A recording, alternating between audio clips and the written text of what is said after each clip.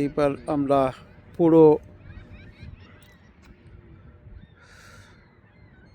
Horizontal ভিউটা দেখতে পারবো।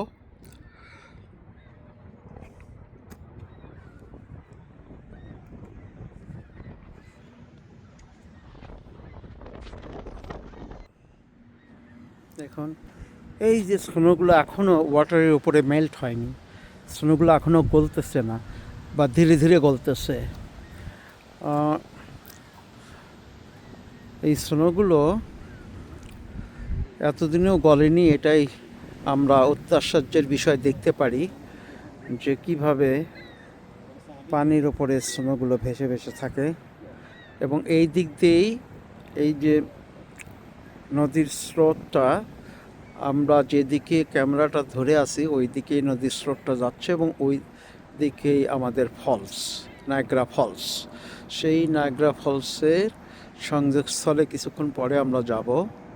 কিন্তু আমরা জাস্ট এখানে জানি না, আমরা সূর্যের উল্টা দিকে আছি, ছবিটা কত ক্লিয়ার দেখা যাচ্ছে, কিন্তু আমরা নৈসর্গিক সৌন্দর্যটা এখানে দেখার চেষ্টা করছি এবং দেখানোর চেষ্টা করছি।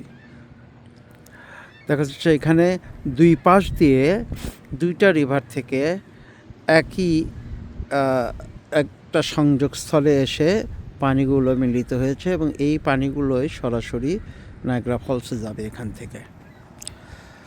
আর এইদিকে দেখা যাচ্ছে আমাদের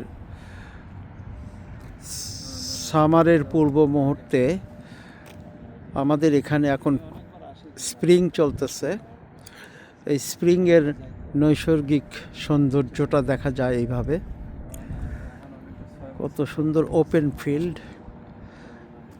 এবং আমাদের এখানে স্প্রিংটা ওইভাবে বাংলাদেশের মতো অনুভূত হয় না, এখানে স্প্রিংটা শীতের মধ্যেই অনুভূত হয়। এখানে আমরা সেলসিয়াসের তাপমাত্রা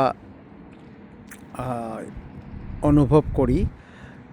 এখন 45 ডিগ্রি তাপমাত্রা, 45 ডিগ্রি সেলসিয়াস তাপমাত্রা, না ফারেনহাইট তাপমাত্রা। আমরা আসলে এখানে ফারেনহাইটে তাপমাত্রা অনুভব করি। এই যে জসিম আমাদের ভিডিও নিচ্ছে।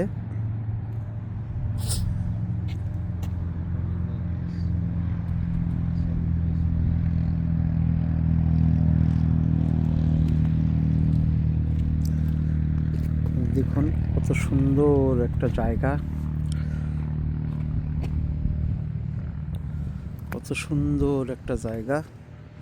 খুব ভালো লাগে এই সমস্ত জায়গায় আসলে।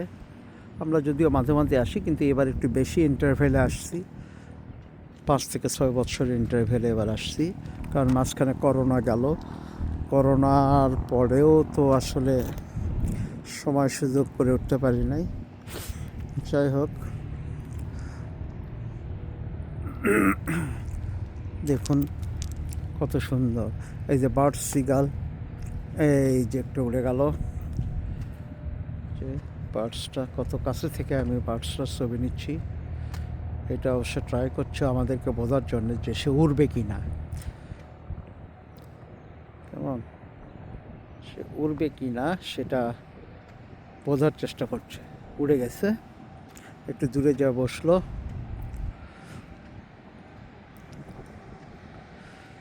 সুন্দর। এবং দেখা যাচ্ছে রিভারের মধ্যে অনেক সিগাল উঠতেছে, বসতেছে, কত সুন্দরই না লাগতেছে না। এবং সবচেয়ে বড় কথা যে আজকে আমরা একটা রৌদ্রোজ্জ্বল দিন পেয়েছি, এটা আমরা এনজয় করার চেষ্টা করছি।